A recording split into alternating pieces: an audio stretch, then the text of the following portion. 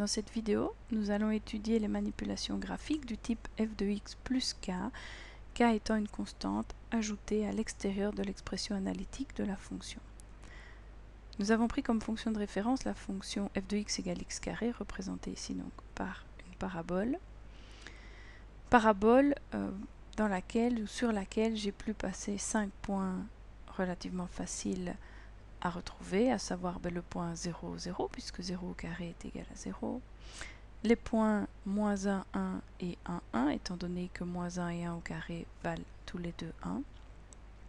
Et les points moins 2, 4 et 2, 4, pour les mêmes raisons que précédemment, c'est-à-dire que moins 2 au carré égale à 4 et 2 au carré est égal à 4 également. Voilà, grâce au curseur situé ici en bas à droite, je vais faire varier la valeur attribuée à k, par exemple k égale à 1, et je constate que la parabole rouge, par rapport à sa fonction de départ représentée ici en noir, a subi une translation d'une unité vers le haut, représentée par les petits vecteurs verts. Voilà, donc j'ai pris les 5 points de référence, leur homologue sur la fonction rouge, et je constate qu'il y a à chaque fois une unité qui les sépare verticalement.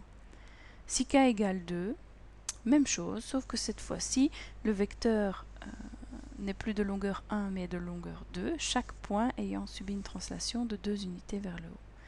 Pareil, si k égale à 3, les points subissent une translation de 3 unités vers le haut. Et c'est toujours pareil pour un k égale à 4. Que se passe-t-il maintenant si nous prenons des valeurs de k négatives? Revenons tout d'abord à la fonction de référence f de x égale x carré. Voilà. Donc si je remplace k par moins 1 par exemple, je dois dessiner la parabole f de x égale x carré moins 1. La voici. Et on constate que les vecteurs verts ont changé de sens. Donc cette fois-ci, la translation est de une unité vers le bas.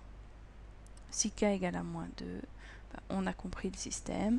Tous les points bleus ont subi une translation de 2 unités vers le bas par rapport à leur position initiale ici en noir.